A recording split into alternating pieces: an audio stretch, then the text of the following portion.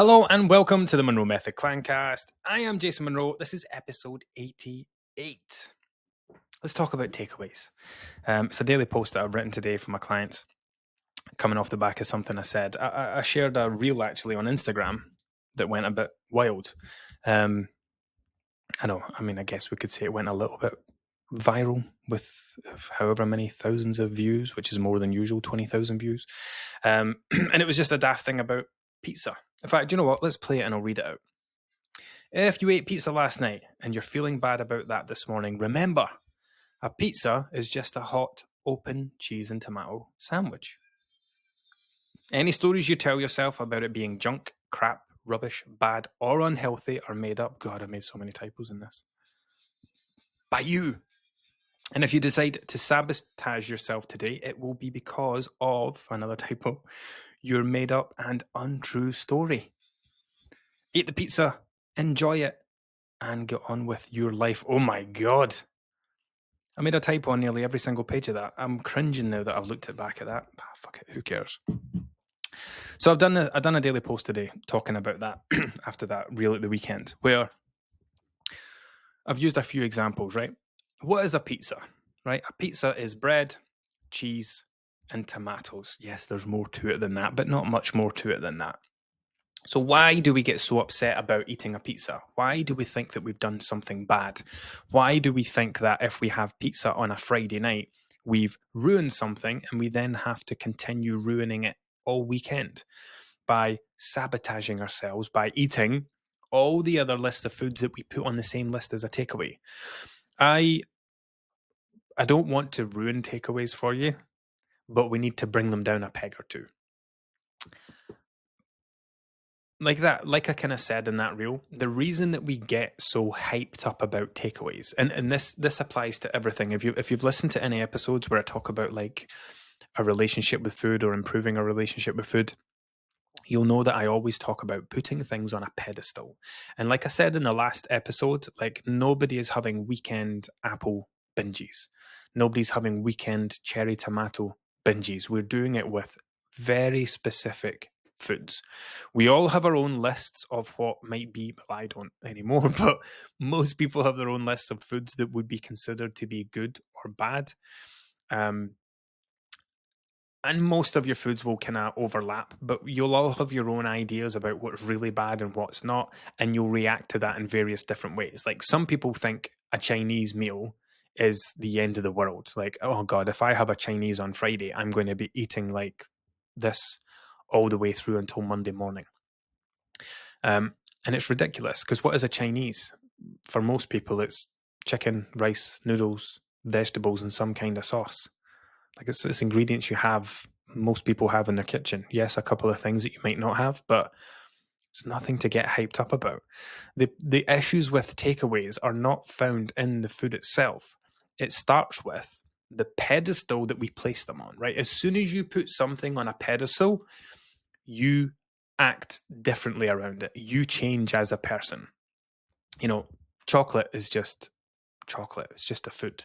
You should be able to eat a square of chocolate, enjoy it, and get on with your life.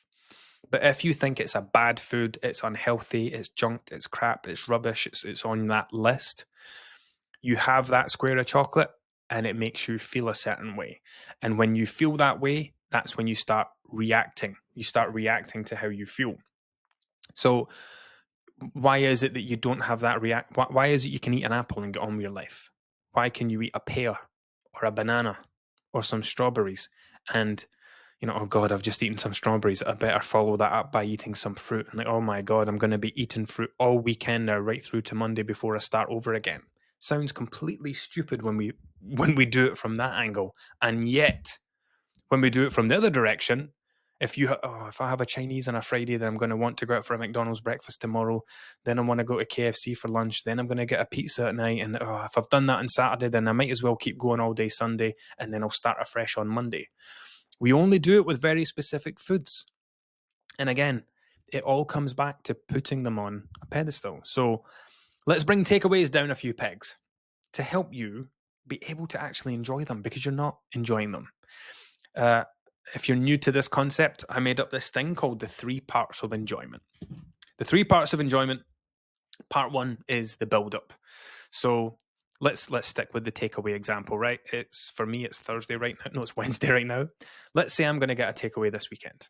Now, I might have decided, in fact, I won't. I'm going away for the weekend. I'm going to Alton Towers this weekend for the first time in a long time. But let's go back a few weekends ago where it was a Wednesday and I said to my wife, do you know what? I would really like to get a Three Little Pigs this weekend, which is they recently won an award, this takeaway in Falkirk. So I said to my wife, I would like to go and get a Three Little Pigs this weekend because the last time it was really good. I want to go back. I want to try something different off the menu. Why do I say it the weekend? For numerous reasons, but mostly it's a timing thing. Like I don't have the time during the week between working, looking after kids, especially during the summer holidays, my wife coming home from work, then we have to jump in the car, go into town, order it. Like there's not enough hours during the week for that. So it's easier to have these things at the weekend. It's not because, and this is a common thing, like people try to save these things up for the weekend. And once upon a time I would, like a takeaway would be something to use to justify or to reward a hard week at work, to celebrate the beginning of the weekend. Oh, Friday night, let's go get this, let's go get that. We used to do that. But now it's more like a convenience thing. So on Saturday, because it's a quieter day, we don't have anything on, we'll be able to drive into town, we'll get our Three Little Pigs, and then we'll go to the park and sit and eat it at the park and let the kids play and stuff. It's not realistic for me, but it's quite far away, that place. It's not realistic for me to do that during the week. So that's why we would save that for the weekend. So on the Wednesday, I said, let's get a Three Little Pigs this weekend. And you get to enjoy the build-up of that. You'll look at the menu. Okay, on Saturday night, I'm going to get that. You're getting that. Cool. So you're getting excited about it. You're looking forward to it. Great. That's part one of the enjoyment. Part two of the enjoyment is the thing itself. So the day has come. We've went and got it. The kids are playing in the park. We're sat at the picnic table. We're eating the meal, enjoying it. It's great. Blah, blah, blah. That's part two. Part three, and this is the part that most people miss out on, is the ability to look back on it now and feel great about it. And in part three of the enjoyment is enjoying the aftermath, right? Enjoying what comes next. Are you able to look back on that experience and feel great about it? If you're not, then you're not fully enjoying it. You're missing out on part three of the enjoyment. So if you go on holiday, for example, and you looked forward to it, you had a great time while you were there, but you come back and regret how much weight you've gained, thinking about how much you overate, wishing you hadn't drank as much, then you've not fully enjoyed yourself. You've deprived yourself of the full enjoyment. If you go away for the weekend and again, you enjoy the build-up, you enjoyed your weekend away, but on Monday morning you're feeling terrible because you know you ate too much, drank too much, you're missing out on the full enjoyment. And it's the same for takeaways. I can remember when I used to get takeaways very regularly, 3-4 times a week. Back in the day, there were so many occasions where I would have gotten it for negative reasons. If you've listened to that episode, positive and negative takeaways. Positive takeaways is like the example I gave you. On a Wednesday, I said to my wife, let's get a takeaway for no reason other than because we wanted to get it. Positive reason, planned in advance. Then there are negative takeaways, which are reactive takeaways. I've had a tough day. I've had a tough week. I'm in a bad mood. The kids are stressing me out. Let's get a takeaway. Negative takeaways usually leave you feeling even worse afterwards. So I've had many takeaways in the past where I've ordered it for negative reasons. You know, I can't be arsed cooking. I'm too tired. I've had a tough day, blah, blah, blah. And then you have it. And once you've eaten it, it's like, why did I just fucking eat that? Why did I eat that? I didn't even enjoy it. It was too much. I didn't need it. We had stuff in the fridge we could have cooked and all those negative thoughts come in. Again, that's missing out on that third part of enjoyment. And that's what happens to a lot of people with takeaways. Not because of the takeaway itself, but because of how we think about them, the pedestal that we put them on, the picture that we paint of them. So what is, you know, let's coming back to the example that I gave, right? A pizza. I got a pizza on Friday night from a local place purely because my son loves it and he used to love pizza and he's a very fussy eater and he's very difficult, but he loves this pizza from this place. So I was like, great, Friday we'll get a pizza. And when I was having, that's where that video came from in that reel. What is a pizza? What is a margarita pizza? It is bread, dough, with a tomato base, with a few extra ingredients in it, and then cheese on top. That's it.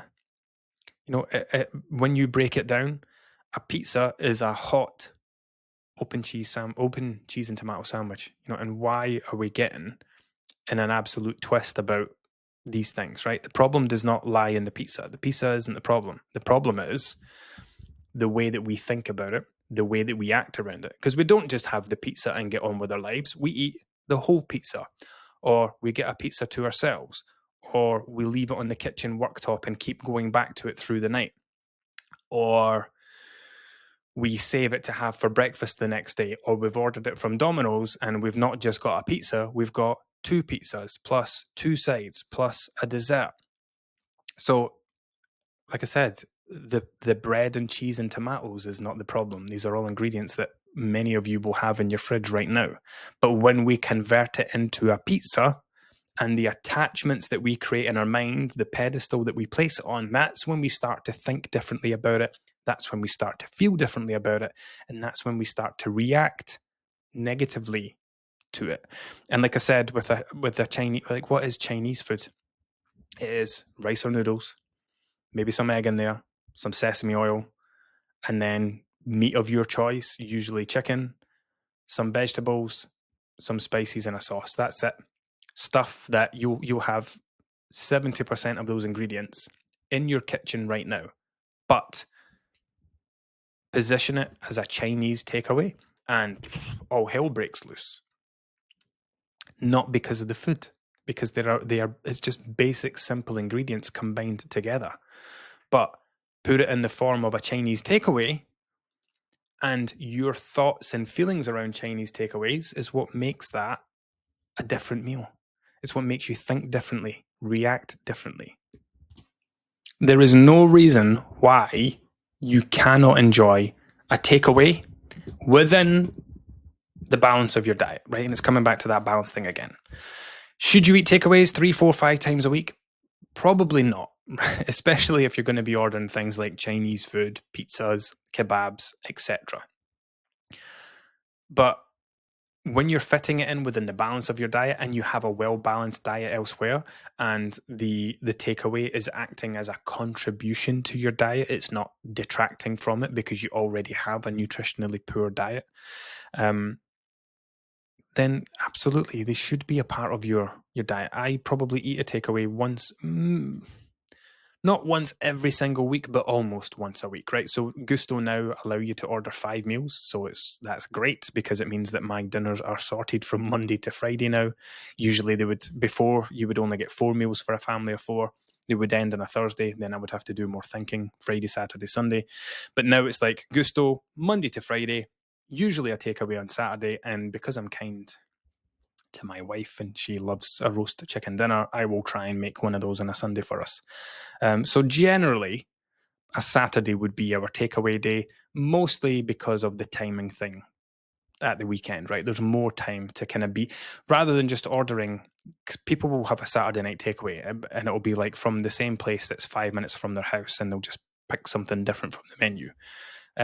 I like to kind of go farther afield and try different things. So Saturday offers more time and freedom and flexibility to do that, not just because Saturday's Saturday night. Anyway, takeaways. They are not a negative thing. They are not doing anything wrong. There is nothing wrong with eating that food. The only thing that's wrong is the way that you think about them. And I get it because I used to think the exact same. If I got a takeaway on a Friday night, that would be me. Well, I've already started eating like this, might as well keep going. And it was because I had that list. I had that list of junk food, crap, rubbish, etc. Pizzas were on it. Chinese food was on it. McDonald's was on it.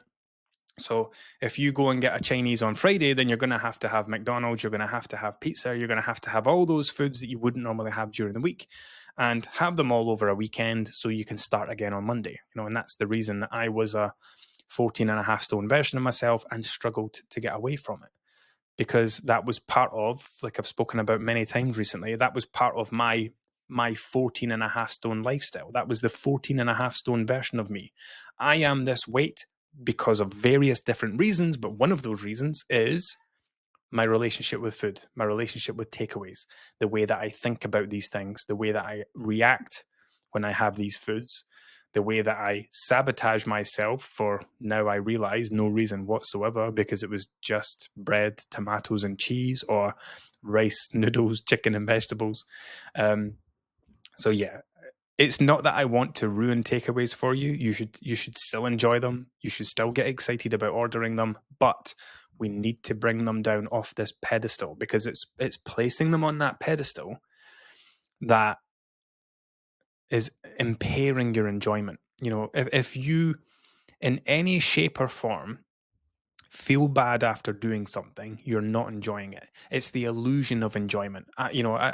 This is a great time of year for this topic because it comes up a lot. Like, I'll have people in my group who'll come to me and say, "Oh, I'm going on holiday. We're going to Spain for a week. Should I continue to track, or should I just go enjoy myself?"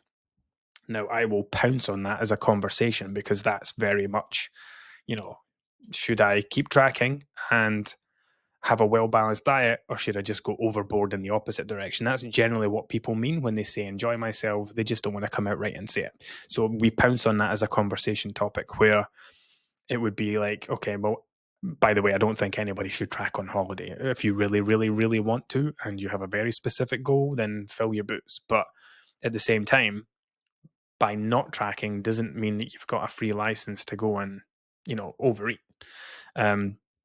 But that's a great talking point. Like, because if that person goes away and does whatever they think enjoying themselves means, for most people, it will be, there'll be a way all inclusive. It will be eating breakfast, lunch, and dinner, hitting the snack bar in between, and, drinking beer from the minute the bar opens every single day. Now, you might think that you're enjoying yourself, but when you come back tired, sluggish, bloated, 10 pounds heavier than you were 7 days ago, regretting your choices, regretting your decisions, wishing you'd acted differently, and people get this big thing, well, I work hard for my week in the sun, so I'm going to do this. But if you come back and you in any way, shape, or form feel bad about the way that you've eaten, the way that you've drank, the things, the way that you've treated your health, what you've done to your weight, if you feel bad about that and you're filled with regret and you wish you'd done things differently, then you've not enjoyed yourself at all. You've fallen into the trap of the illusion of what enjoyment's supposed to be like. This idea that we go on holiday to eat and drink to excess, who does that help? Helps the bars, it helps the restaurants. Like, they love that. They want people to go on holiday and eat and drink to excess because they make lots of money. You're the one that then has to go home and deal with the aftermath, the guilt, the regret, all the rest of it. So it's not just about getting to a place where you don't feel guilty or regret these choices. It's also bringing those choices into alignment with the way that you want to be. Like, and we're not going to touch on that on this episode, but if you are someone going on holiday and you want any advice around, the full enjoyment, the way I look at it is, let's say you're coming back from holiday on a Monday, right? So you're flying out whenever, you're going away for 7 days, you're coming back on a Monday. On Monday, the 29th of July, I want to be able to wake up in my own bed, think back to the last 7 days of my holiday, and here is what I want to be able to say. Okay, and whatever your list of things is, right? For me to enjoy this holiday, when I wake up on that Monday, I want to be able to say this, this, this, and this, because if I can say those things, then I know that I will have enjoyed myself. And then you bring that back to the here and now and say, right, what do I need to do over the next 7 days to make sure that when I do come back and wake up in my own bed on Monday morning, I can say that, and that. And all you do is just bring your actions into alignment with that version of reality. I'm going to not go on holiday. It's not about restriction. It's not about I'm not going to do this, I'm not going to do that. It's, here is what I want to be able to say on Monday. Therefore, here is how I want to act on my holiday. And that's how you do it. That way, when you wake up on that Monday, you can think back to your holiday and go, do you know what? That was a fucking brilliant holiday because I didn't do what I usually do. I didn't just say I'll worry about it when I get back. I didn't just sack it all off at the airport before we even got on the plane and wrote the whole holiday off. I did this, I did this, I did this. And the thing that I hear from most people that approach things that way is that they went and had the best holiday they've ever had. Anyway, topic for another time. Until next time.